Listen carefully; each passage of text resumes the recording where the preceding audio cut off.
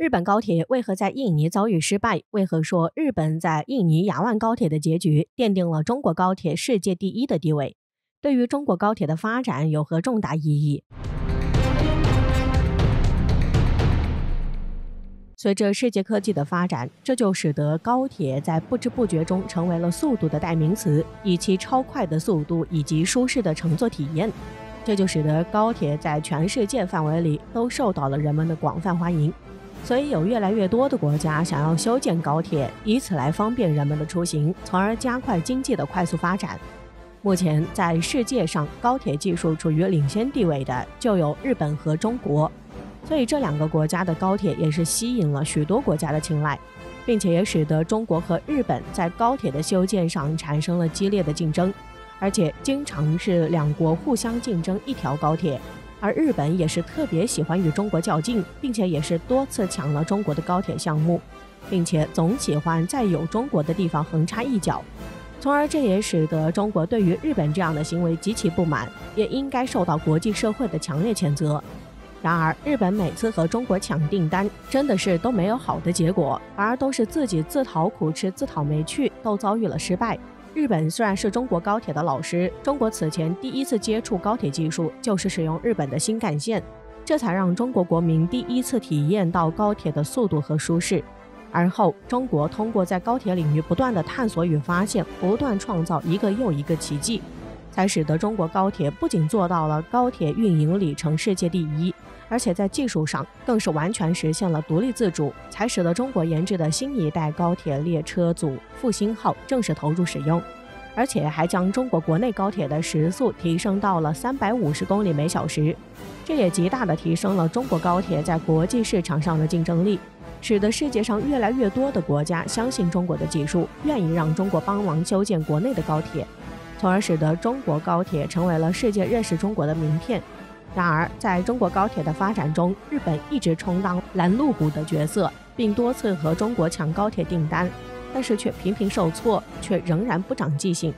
而对于日本抢中国高铁的两大失败事例，就是一个抢了中国的越南高铁，而另外则是在印尼高铁的项目上彻底输给中国，从而这也奠定了中国高铁世界第一的位置。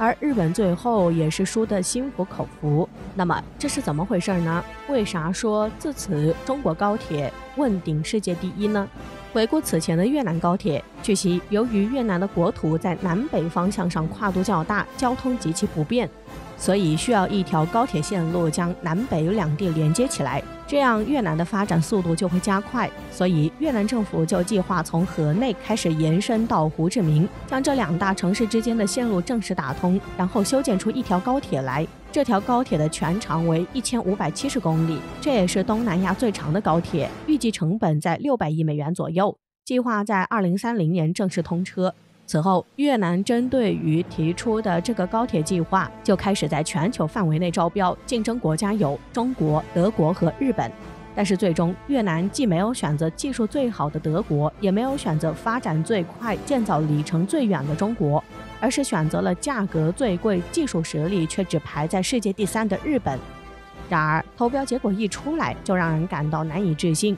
并且在当时引起了激烈的讨论和社会的热议，甚至有人说越南这次要被日本坑惨了。但是到了后面，里面的内幕才渐渐爆出来。据悉越南选择日本的重要原因是因为越南政府没有钱，越南希望通过贷款的方式来修建高铁，而只有日本愿意答应越南这样无理的条件，所以这才使得越南最终选择日本来帮忙修建高铁。但是后面日本发现事情并没有他们想的那么简单，在他们中标后，越南就因为经济原因希望日本能降价或者提供无息贷款，这就使得日本极为尴尬。但是日本也不愿意成为冤大头，就没有答应越南的要求，这也使得越南因为这条高铁而成为国际上的笑话。然而越南不甘心，还想要实现他们的高铁梦，于是就和日本多方协商，越南这边想选择速度更慢，时速为每小时200千米的高铁，以此来把建设成本降低1/2。与此同时，越南还计划把整条原本贯通的高铁给分成了3段，先把两边的高铁建设起来，从而开通这一段高铁来供国民使用。再慢慢的通过运营高铁的收入，把资金成本回收回来，再把中间的那段高铁线路给连接起来，以此来达到慢慢修建高铁的目的。虽然越南的这个想法看起来是可行的，但是越南政府内部却是议论纷纷，大部分的还是觉得高铁成本太贵了，根本没有必要花这么多的钱建设高铁，而且加上越南政府部门人员的经常更替，这也就导致每个时间段的政策和方案都不一样，就很难使越南高铁的方案得到实施，就这样一直被耽误到现在。值得一提的是，此前日本宣布越南高铁的建设再延迟15年，到2045年才能开通，这消息一出来就使得越南人哭笑不得了。所以由于越南的言而无信，这就使得这条东南亚最长的高铁沦为烂尾工程。这也宣布日本新干线对外投资遭遇了一次滑铁卢事件，这也是日本抢中国高铁所要付出的代价。但是这还不是日本高铁和中国竞争遭遇的最大的失败，日本高铁遭遇最彻底失败的要数在印尼高铁上的失败。此外，印尼高铁也奠定了中国高铁世界第一的地位，这是怎么回事呢？据悉，此前印尼计划要修建一条雅万高铁，计划投资总额达到350亿人民币。印尼针对提出的雅万高铁计划就开始在全球范围内招标，中国和日本就为此开展竞争，而日本为了与中国争夺这个大订单也没少下功夫，竟然4次赴印尼游说，并且还拿出了3套方案，希望以此来打动印尼能够选择日本来修建这个项目。但是可能中国的条件更加符合印尼的需要，因为印尼国内的资金暂时有限，所以想要不担保，而中国可以做到不占用国家预算，不提供国家担保，但是日本却始终要求印尼为项目提供担保，所以对比双方的诚意，明显是中国的诚意更大。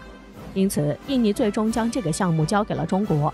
而如今印尼高铁还在如火如荼的建设中，而且克服了雅万高铁的种种难度，并攻克了许多的技术难题。值得一提的是，在此工程中使用的盾构隧道设计技术也是首次走出国门，也又创造了一个又一个中国速度与中国奇迹。而对于中国在雅万高铁中取得巨大成就，日媒就发文称，对于难度如此大的工程，中国都能完成得这么好，日本输的一点也不冤枉，反而是心服口服，并称中国的高铁技术惊艳世界，希望能够早日完工投入运营，堪称世界第一。从这里也可以看出，日本对于在雅万高铁的失败也是心服口服，而且也一举奠定了中国高铁世界第一的地位。这对于中国高铁在世界的发展来说，可是具有重要的意义，并且加快中国高铁走向世界。